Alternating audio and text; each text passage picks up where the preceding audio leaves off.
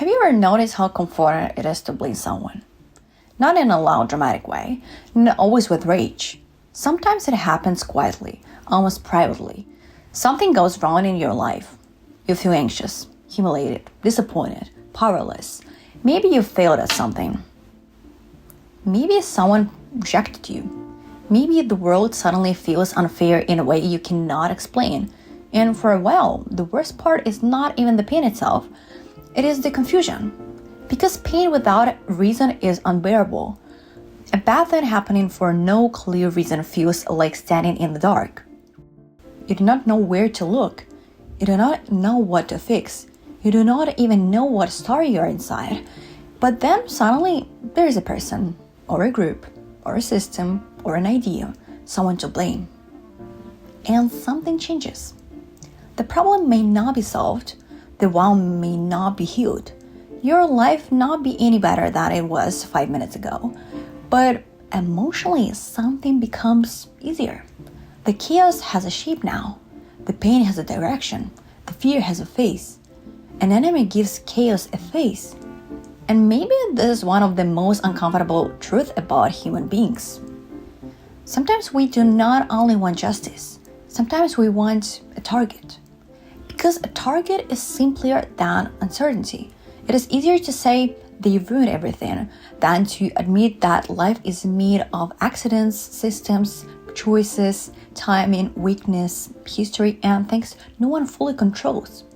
It is easier to imagine evil standing across from us than to accept that sometimes suffering has no clean explanation. And this does not only happen in politics or war or history books, it happens in ordinary life. A family needs someone to be the problem. A friend group needs someone to become the villain. A person going through failure needs someone to represent everything that went wrong. A society under pressure needs someone to point at.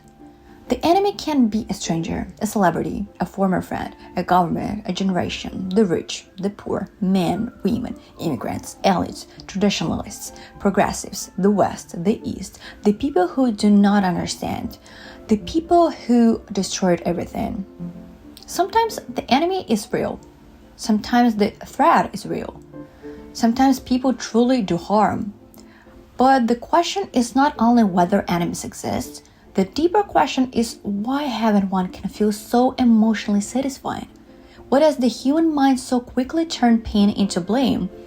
Why do groups become stronger when they have someone to stand against? Why do we sometimes feel more certain about who we are when we know who we hate? Maybe because an enemy does something that truth often refuses to do. It simplifies. It takes a complicated world and divides it into two sides, us and them, innocent and guilty, good and evil. And once the world becomes that simple, we finally know where to place our anger. Welcome, I'm Angelina. So before we ask why humans create enemies, we have to ask something more intimate. What does the enemy give us that we're so afraid to lose?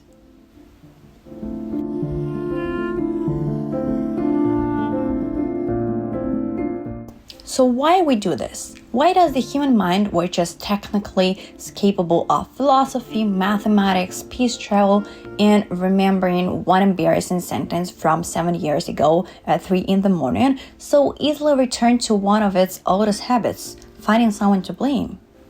The strange thing is that an enemy does not always make our life better. It does not pay the bills.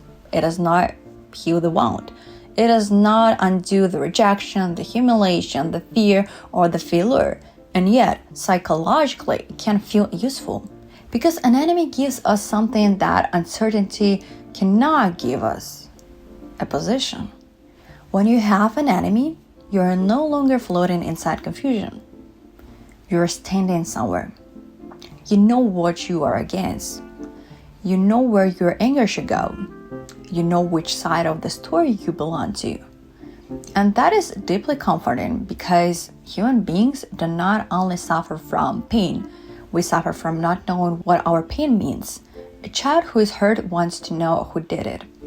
A nation in crisis wants to know who betrayed it. A person who feels lost wants to know what took their life away from them. The enemy becomes an answer. Not always the correct answer, but an answer. And sometimes the mind prefers a wrong answer to no answer at all, because no answer leaves us alone with complexity. And complexity is emotionally exhausting. This is where the question becomes uncomfortable. Maybe we do not need enemies only because they threaten us. Maybe we need enemies because they organize us. They organize our emotions. They organize our identity. They organize our memories. They organize the story we tell about why we're hurt. Without an enemy, pain can feel random. With an enemy, pain becomes part of a plot. And human beings love plots. We love beginnings, motives, villains, turning points, betrayals, final battles, dramatic music in the background, preferably with good lighting, and a strong jawline. But real life is rarely that elegant. Real life is messy. People hurt each other without fully understanding why. Systems damage people without one single person pulling the knife. Families pass trauma down like an old piece of furniture nobody likes but everyone keeps in the living room. History moves through us before we even know we are part of it. And the enemy cuts through all of that. The enemy says, do not worry, it is simple. They are the reason. They are the problem. They are what stands between you and peace. That is why the enemy may be real, but our need for an enemy is still deeply human. Because the real psychological question is not, do enemies exist? Of course they do. The real question is, why does the idea of an enemy feel so clarifying? Why does it give us energy? Why does it make us feel innocent? Why does it make the world feel less random? And why, when one enemy disappears, do human beings so often find another?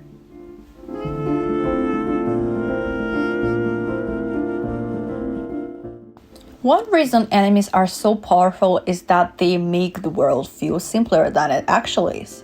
And honestly, that is very tempting because the real world is not exactly designed for emotional comfort. It is a chaotic, badly organized torture room of history, biology, childhood wounds, economic systems, bad timing, human stupidity, random accidents, and decisions made by people who probably also needed more sleep. Most problems do not have one clean cause. A personal failure is rarely just personal failure. A social crisis is rarely caused by one group. A war is rarely born in one day. A broken relationship is rarely destroyed by one sentence, even though that one sentence will absolutely be replayed in your head like a cursed podcast episode. Reality is layered. There are motives behind motives, fears behind beliefs, pressures behind choices, and all ones hiding underneath new arguments. If you try to understand anything deeply enough, you eventually reach that exhausting place where everyone is guilty of something, everyone is shaped by something, and nothing is as simple as you wanted it to be. And that is precisely where the enemy becomes useful.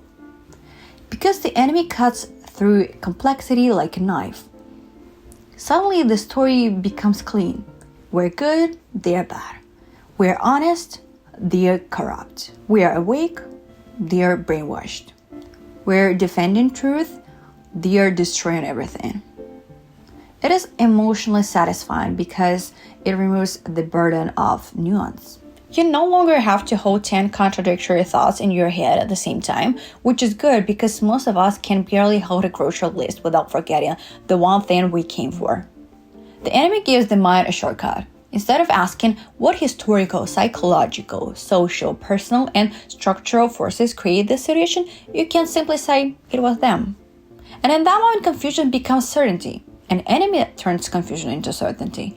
That certainty can feel almost peaceful even when it is built out of anger because anger is easier to live with than helplessness. Helplessness says maybe there is no single reason. Anger says there is a reason and I can point to it. Helplessness leaves you floating. Anger gives you direction.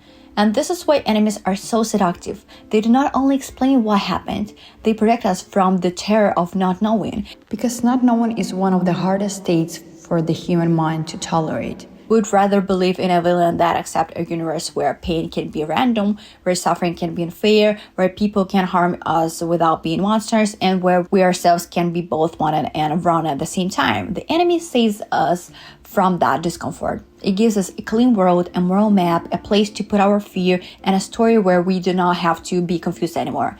But the price of that simplicity is high, because once a person becomes your explanation for everything, you stop seeing them as a person. They become a symbol, and symbols are much easier to hate.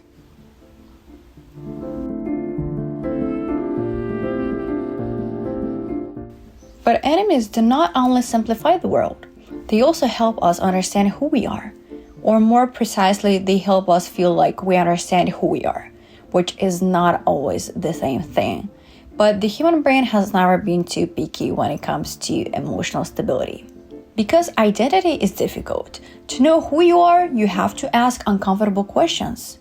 What do I believe? What do I value? What am I afraid of? What kind of person am I becoming? What parts of myself am I proud of? And what parts do I quietly avoid, like an unread email from a university administrator? That is hard, but defining yourself against someone else is much easier. I'm not like them. I do not think like them. I don't live like them. I'm not that kind of person. I'm on the right side. Suddenly, identity becomes simple. You may not fully know what you stand for, but you know what you stand against. And sometimes that is enough to create a powerful feeling of self.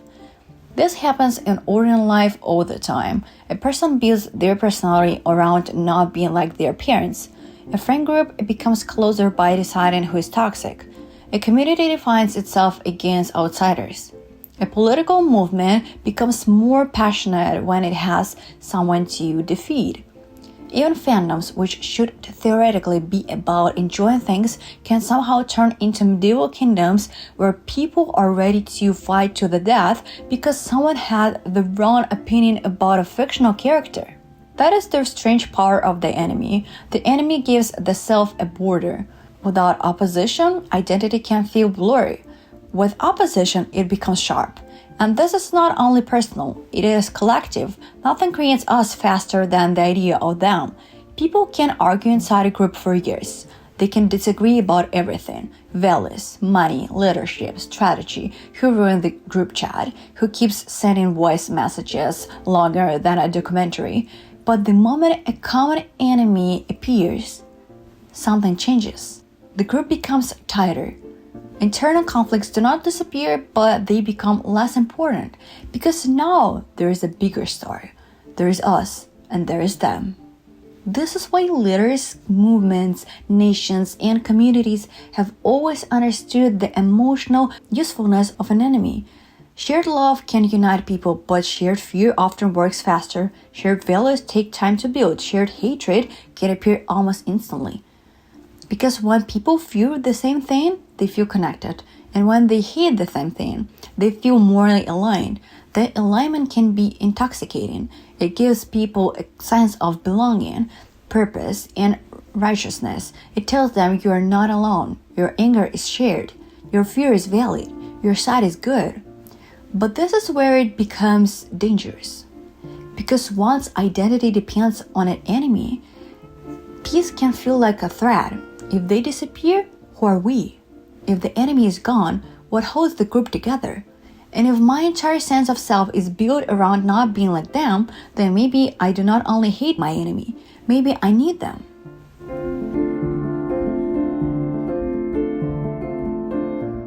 And this is where the story becomes bigger than individual psychology. Because humans did not invent enemies yesterday, somewhere between a comment section and a badly organized family dinner. The need to divide the world into us and them is ancient, and for most of human history, it was not just a dramatic personality flaw. It was a survival strategy. For early human groups, belonging was protection. To be inside the group meant food, shelter, defense, shared knowledge, people who would notice if you disappeared, and ideally someone who knew which berries would not immediately turn your digestive system into a crime scene. To be outside the group was dangerous. A stranger could be a friend, but a stranger could be also a threat. Another group could trade with you, but it also could take your land, your food, your people, and your future. And in that world, the brain learned to make fast decisions because hesitation could be expensive. So the human mind became very good at drawing borders. This is mine, this is yours. This is our group, that is their group. This is safe, that might kill us. The problem is that the brain kept this old machinery even when the world became far more complicated than a small tribe trying to not to get eaten, invaded, poisoned, or betrayed before sunset. And history shows what happens when the machinery is activated on a massive scale. When societies are afraid, they often search for a body to place their fear into. During witch hunts, communities facing disease, failed crops, religious anxiety, or social tension could transform invisible fear into visible enemies. Women, outsiders, healers, people who were different enough to become believable targets. The fear was massive. The enemy was simple. In religious wars, the opponent was often not treated as merely someone with another belief, but as a threat to truth itself, which is very convenient if you want to stop seeing your enemy as a human being and start seeing them as a walking theological error with bad intentions. In nationalism and political ideology, the same pattern repeats. The society feels humiliated, unstable, frightened, or economically wanted, and then someone offers a story where the pain has a clear cause. The cause has a name, and the name can be hated. The mechanism is almost always the same. A group feels fear. The fear is given a face. The face becomes an enemy. The enemy makes action feel justified, and this is why enemies are so useful to power. A frightened population is difficult, but a frightened population with a clear enemy can be directed. People who might question their leaders, their conditions, their poverty, their trauma, or their failures of their own society can be told to look somewhere else. Look at them. They are the danger. They are the corruption. They are the reason your life is not what it should be. And once that story becomes emotionally satisfying, facts alone often struggle to break it because the enemy is no longer just an explanation. The enemy becomes part of the culture, a myth, a warning, a symbol, a lesson children inherit before they even understand what they are afraid of. And they may be the most disturbing part. We think we choose our enemies rationally, but often we inherit them.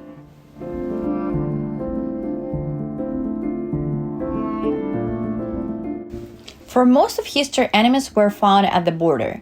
They lived beyond the city walls, across the river, in another tribe, another kingdom, another empire, another church, another army, somewhere far enough away that you at least had to put on shoes before emotionally committing to hating them.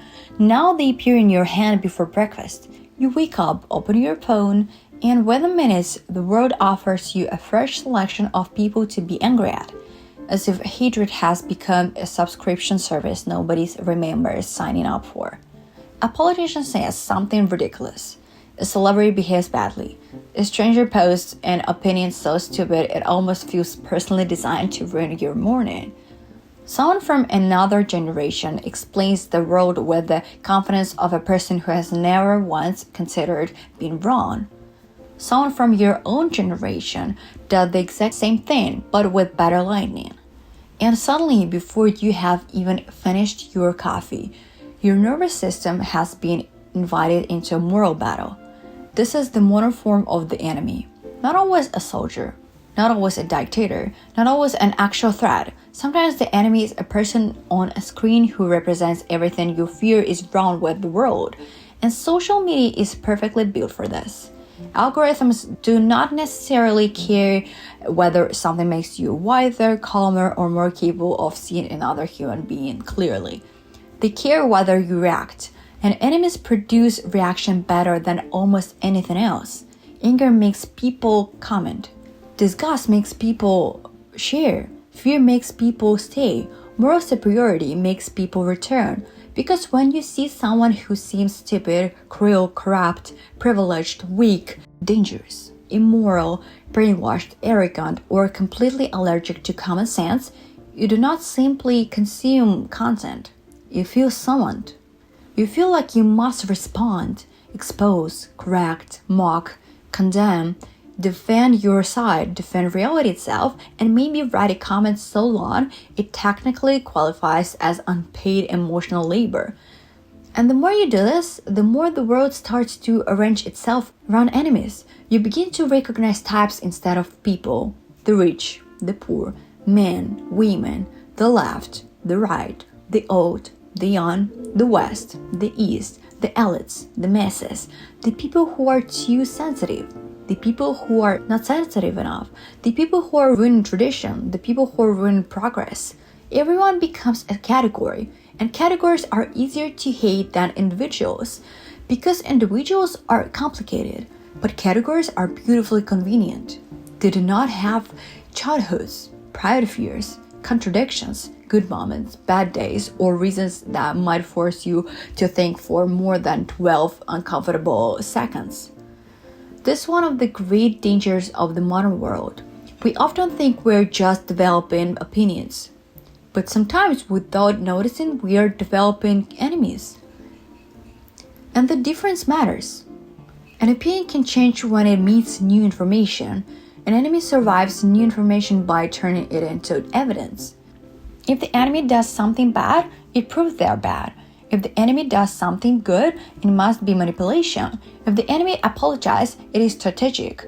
If the enemy stays silent, it is guilt. If the enemy speaks, it is propaganda. Once someone becomes your enemy, everything they do becomes part of the case against them. And this is how modern life traps us. Not by forcing us to hate, but by constantly offering us hatred that feels intelligent, moral, and necessary. The ancient brain wanted to know who was dangerous. The modern world whispers, everyone is.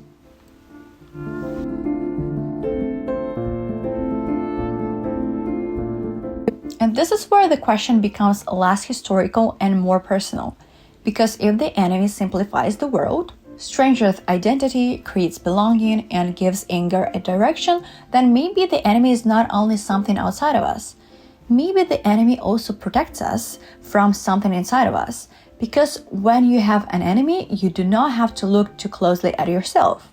If the problem is them, then I am innocent. If the danger is outside, then I do not have to ask what darkness lives inside me. If they are the reason everything hurts, then I do not have to ask where my own fear, pride, envy, weakness, or responsibility begins. And that is very convenient. Emotionally, the enemy can become a storage room for every part of ourselves we do not want to unpack, and most of us already have enough emotional storage rooms to qualify as haunted real estate. We put our fear there, we put our shame there, we put our failures there, we put our helplessness there. We put the parts of ourselves we cannot forgive there. And then we call it morality. Of course, it does not mean that every enemy is imaginary or that every conflict is just projection or that we should look at real cruelty, real violence, real injustice and say, maybe this is just a misunderstanding. Because that would be less wisdom and more a nervous breakdown with good lighting. Some threats are real. Some people do harm. Some systems destroy lives. Some things must be resisted. But the danger begins when resistance becomes identity, when justice becomes addiction, when we no longer want truth as much as we want someone to blame. Because hatred can be energizing. It can wake you up. It can give you purpose. It can make you feel sharper, cleaner, stronger, more alive. It can turn an ordinary day into a mission, which is useful if your life feels empty and less useful if you would like to remain a psychologically balanced member of society. And maybe this is why some people do not really want peace. Not because they love violence, but because they do not know who they are without opposition. If the enemy disappeared tomorrow, they would not feel free. They would feel lost because the enemy had become a compass. A mirror, a reason to wake up angry and call it meaning. So maybe the final question is not simply, why do humans have enemies? Maybe the real question is, what do our enemies give us that we are afraid to live without? Who would you be without the person you blame? Who would you be without the group you hate? Who would you be if the world was not divided so neatly into people like you and people against you? And if your enemy disappeared tomorrow, would you feel peace or emptiness? Anyway, that's what I found when I started asking not just why humans need enemies, but whether we need them at all.